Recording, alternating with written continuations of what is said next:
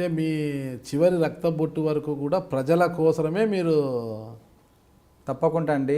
నేను చనిపోయిన తర్వాత నా శరీరాన్ని కూడా ఒక హాస్పిటల్కి డొనేట్ చేస్తున్నా. నేను నా ఆర్గన్స్ కూడా హాస్పిటల్స్కి ఇచ్చేస్తా. నేను ఆర్గన్ డోనర్ ఇచ్చేసారు ఇప్పటికే. నేను ఆల్రెడీ మా ఫాదర్ కూడా చెప్పడం జరిగింది.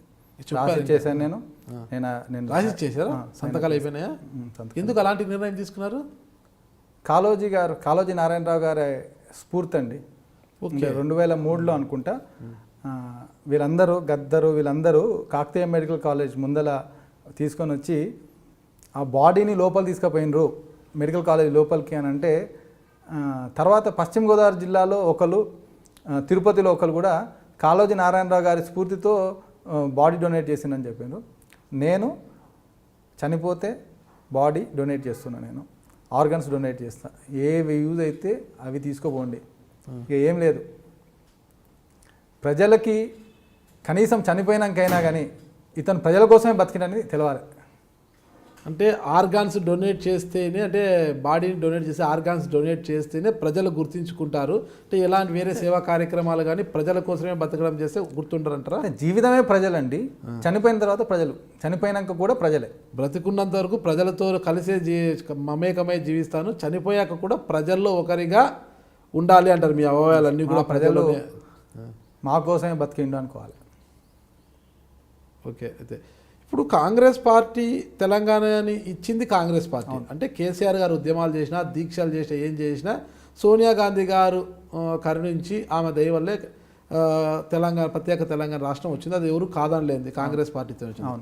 అలాంటి కాంగ్రెస్ పార్టీ ఈరోజు అంటే 2014 ఎన్నికల్లో కేసీఆర్ గారు అంటే ఆ రోజు సెంటిమెంట్ ఉంది కాబట్టి తెలంగాణ ప్రజలు అరే దీక్ష చేసి ధర్నాలు చేసి మనకు తెలంగాణ తెచ్చిపెట్టిండు, కేసీఆర్కి ఒకసారి అవకాశం ఇస్తాంలే, మన కోసం ఇంత చేసిండు కదా అనేసి ఇచ్చారు. ఓకే, ఆ రోజు కేసీఆర్ నమ్మితే ఈరోజు కాంగ్రెస్ పార్టీని ఎందుకు నమ్మారనేసి పొత్తుల మహాకూటమిని ఏర్పాటు చేసుకొని కాంగ్రెస్ పార్టీ స్టెప్ దిగి స్థానం 119 స్థానాల నుంచి 29 స్థానాలు అలా త్యజించేసి ఎందుకు వాళ్ళు పొత్తుల్లోకి పోవాల్సి వచ్చింది? అంటే మీ మీద మీకు బలం లేదా? మీ మీద మీకు నమ్మకం లేదా?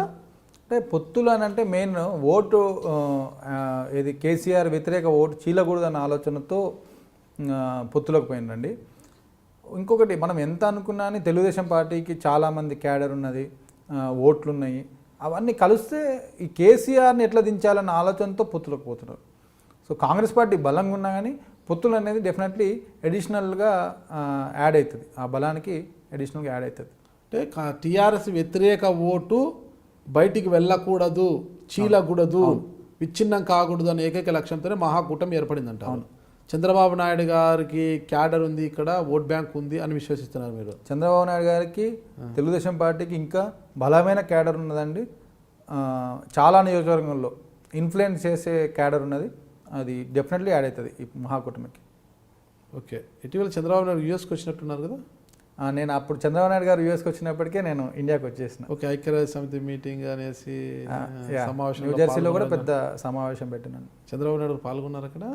లేదండి, నేను 2007లో చంద్రబాబు నాయుడు గారు వచ్చినప్పుడు అంటే తెలంగాణ ఉద్యమంలో భాగంగా వ్యతిరేకించడం జరిగింది, కానీ ఎప్పుడు పాల్గొనలేదు. అంటే తెలుగుదేశం తెలంగాణకి సపోర్ట్ ఇవ్వాలి, ప్రెసిడెన్షియల్ ఎలక్షన్స్లో టీడీపీ పాల్గొనలేదు, అప్పుడు దానికి వ్యతిరేకంగా నేను ప్రొటెస్ట్ చేయడం జరిగింది 2007లో. అసలు మొత్తం మీద మీ రాజకీయ లక్ష్యం ఏంటి అసలుకి? సెక్యులర్ ఇంక్లూజివ్ ఇండియా అండి. ఇండియా ఎంతోమంది త్యాగదనులు చేసి ఈ దేశాన్ని ఎన్నో భాషలు, కులాలు, మతాలు కలిసి ఇండియా ఒక దేశంలాగా ఉండటం అనేది ఒక మిరాకిల్. అట్లాంటి మిరాకిల్ ఆ దేశాన్ని అట్లా ఉంచేటట్టు చేసింది కాంగ్రెస్ పార్టీ. అమెరికాలో ఉంటున్న మీకు అక్కడ స్థితిగతులు, అక్కడ పరిస్థితులు, అక్కడ ప్రజల జీవన విధానాలు అన్నీ చూసింటారు. అక్కడ పరిస్థితికి, ఇక్కడ పరిస్థితికి, అక్కడ రాజకీయ పరిస్థితికి, ఇక్కడ రాజకీయ పరిస్థితి తేడాలేంటి? ముఖ్యంగా అండి ప్రైమరీస్ ఇండియాలో కూడా అవి ఎప్పుడు వస్తాయని నేను వెయిట్ చేస్తున్నా. అంటే ఈ డిస్కషన్స్, డిబేట్స్తోని పార్టీ డిసైడ్ కాకుండా అక్కడ ఎట్లా ఉంటుందంటే, పార్టీలో ఫస్ట్ డిబేట్ అవుతుంది. పార్టీలో ఎవరెవరైతే పార్టీ సపోర్టర్సో వాళ్ళందరూ రిజిస్టర్ అవుతారు, వాళ్ళందరూ ఓటేసి ఇతను మా పార్టీ అభ్యర్థి కింద వాళ్ళు డిక్లేర్ చేస్తారు. అటువంటి రాజకీయం ఇండియాలో రావాలి. With in the party debate జరగాలి. డిబేట్ జరిగి ఎవరు సరైన నాయకులు అనేసి ఆ పార్టీ నాయకులు వాళ్ళు, ఆ పార్టీ కార్యకర్తలు వాళ్ళు డిసైడ్ చేయాలి.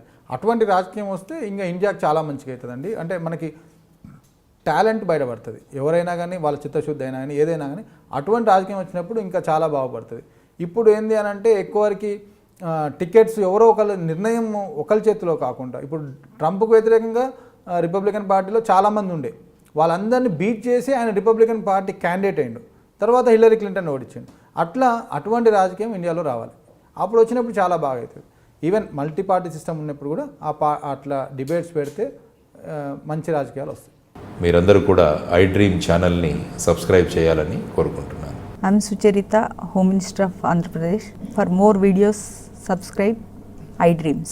మీ Chirla Jaggireddy MLA Kothapeta. For more videos please subscribe iDream. For more videos, please subscribe iDream. నేను మీ Jakkampudi Raja. For more videos please subscribe iDreams. I'm Revati Chaudhary. For more videos, please subscribe iDream.